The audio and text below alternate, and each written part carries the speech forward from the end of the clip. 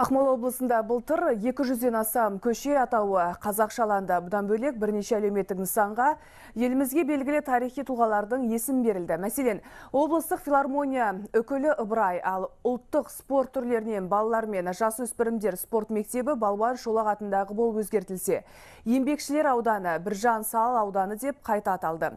Биылда бұл жұмыстар одан әрі жалғасады, себебі аймақтағы елдімекендер мен ондағы көшелердің жартысына жуығы әлі күнге орысша аталып келеді.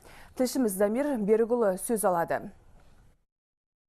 Көше атауларын өзгертуге көпшіліктің атынан атсалысып жүрген жандардың бірі көкшетаулық Алмас Темірбай бұл жаңалыққа халық қатты қуанып отыр дейді. Ақмола облысының жұртшылығын былай қойғанда, көкшедегі көше аттарының қазақшаланып жатқаны өзге өңірлердің тұрғындары тарапынан да қызу қолдау тапқан. Көкшетауда ғана емес, аудандарда да көшелердің аттары ауысып жатыр.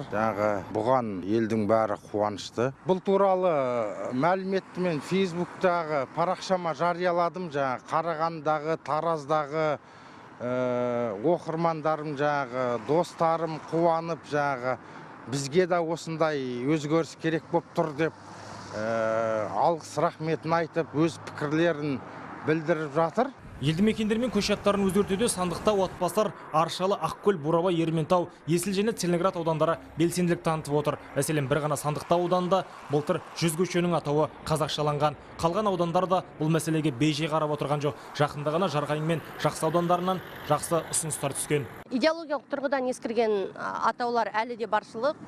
Олар мәселен Пионерская, Советская, Комсомольская, тіпті Ленин атындағы көшелерде әлі күнге дейін бар. Биылғы жылдың 1-тоқсанында облыстық ономастика комиссиясының отырысына 100-ге жуық ұсыныс келіп түсіп отыр.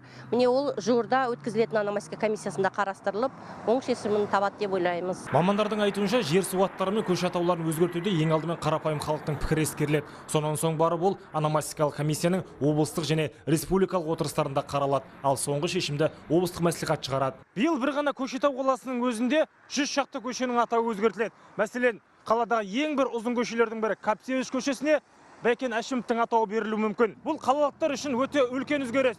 Ал Мира көшесінің Ыбырай Алтынсариннің аты беріледі. Дәл сол сияқты облыс орталығындағы көпшілікке танымал Подгорная, Привокзальная, Полевая көшелерде қазақшаланады. Атап айтсақ, Привокзальная көшесі Шаңырақ, Локомотивная МПС Шалқар, Полевая Домбыралы, Подгорная Ұлытау, Горветка Алатау, Милосердие Мерей, Элеваторская Ақбидай болып өзгертілсе, 40 лет Октября көшесіне Әлихан Бөкейханның және Проектируемая көшесіне Сұлтан Баймағамбетовтің есімі беріледі. Ал басқа да қысқа көшелердің аттары Қарағайлы, Тұран, Аққайың және Еңбек секілді жалпылама атаулармен ауыстырылады. Дамир Берікұлы, Евгений Шинкаренко, Ақмола облысынан, Хабар 24.